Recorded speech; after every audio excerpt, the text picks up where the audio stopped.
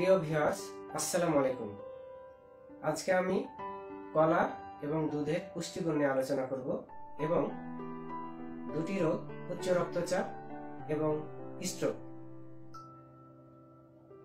এই রোগ দুটির উপর কিভাবে প্রভাব ফেলে সে বিষয়ে আলোচনা করব।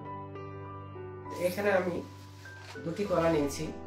আসলে খাওয়ার সময় সর্বোচ্চ দুটি কলা খাওয়াই ভালো। এখন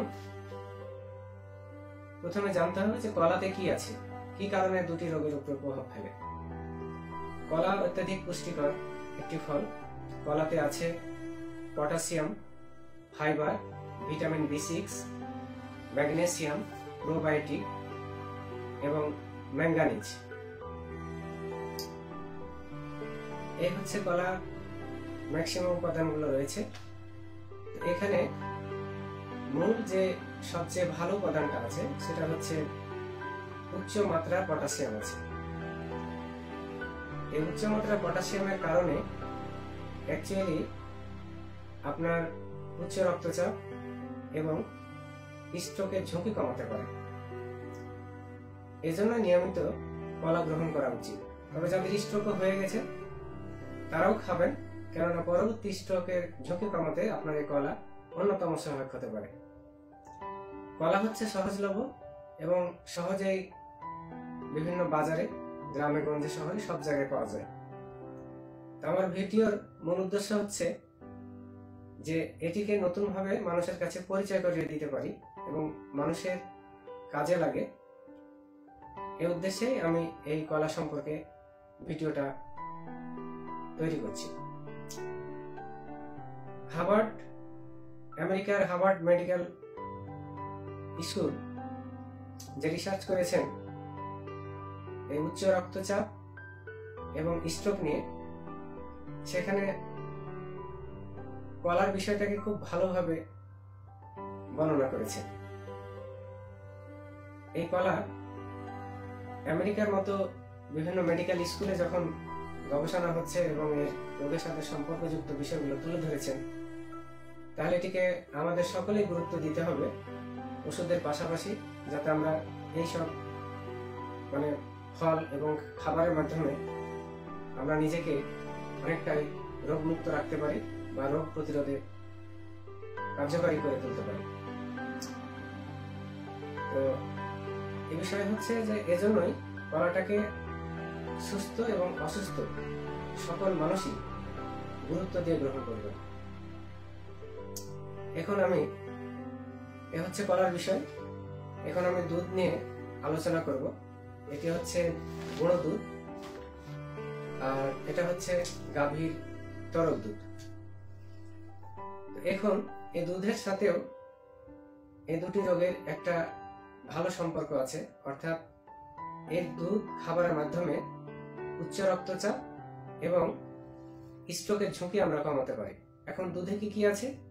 দুধে প্রধানত calcium, protein, vitamin B2, vitamin B12, phosphorus এবং ভিটামিন A এবং D। দুধ বাচ্চাদের জন্য খুবই পুষ্টিকর খাদ্য। এটি কৈশোরে খুবই একটি উপযুক্ত আদর্শ খাবার, তার কারণ এটি চুল, দাঁত, নখ এবং হাড়ের গঠনে খুবই কার্যকারী। যেসব বাচ্চারা কৈশোরে থাকে বা অল্প বয়সী, তাদের উচ্চতা বৃদ্ধিতেও এই দুধ অন্যতম আদর্শ খাবার। এই বাচ্চাদের দুধ খাওয়ার বিষয়ে আমেরিকার বিভিন্ন মেডিকেল স্কুল রিসার্চ করে পেয়েছেন যে হার্ভার্ড মেডিকেল স্কুল রিসার্চে এটা পেয়েছেন যে বাচ্চারা যদি দুধ গ্রহণ করে তাহলে সে বাচ্চাদের বৃদ্ধি বেড়ে যায় অনেক অংশে। বয়স্কদের জন্য দুধ আদর্শ খাবার, তবে সবার জন্য এটি আদর্শ নাও হতে পারে, কেন যে যাদের কার্ডিওভাস্কুলার ডিজিজ ভুগছেন যারা, তারপরে ডায়াবেটিস এবং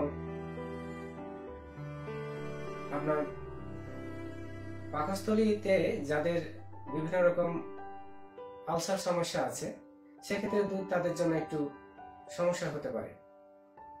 তবে কার্ডিওভাস্কুলার ডিজিজের জন্য আমাদের অভিজ্ঞ চিকিৎসকগণ সরাসরি নিষেধই করে দেন।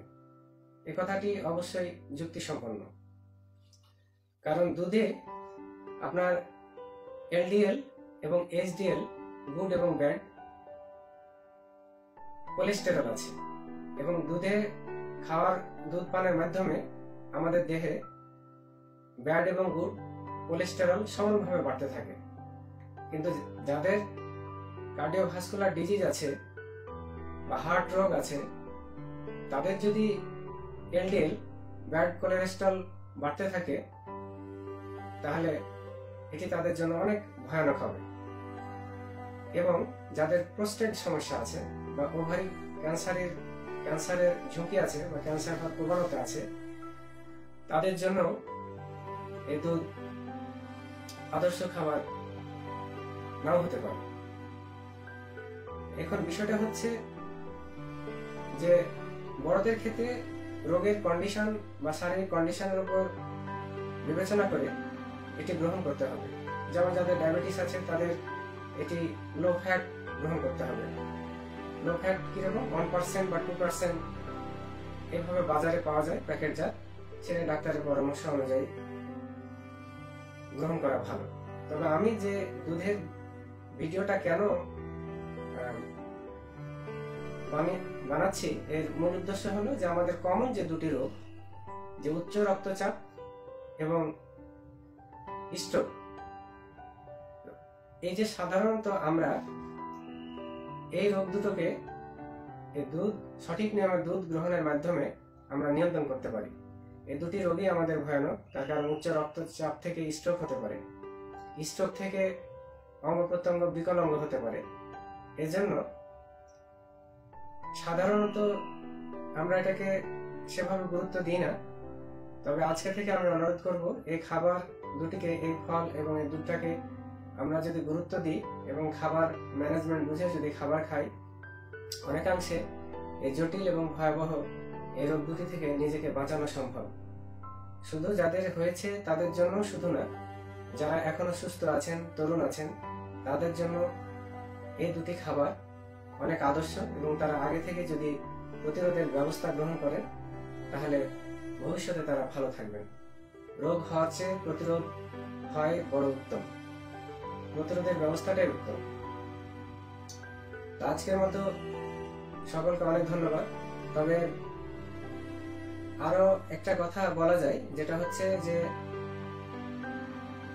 এটা যদি ইয়োগার্ট অর্থাৎ সরাসরি দুধ গ্রহণ না করে যদি টক দই গ্রহণ করেন, তাহলে ব্লাড প্রেসারের ক্ষেত্রে আরো ভালো হবে। এটি আমেরিকার হার্ভার্ড মেডিকেল স্কুল এই রিসার্চটা করেছেন।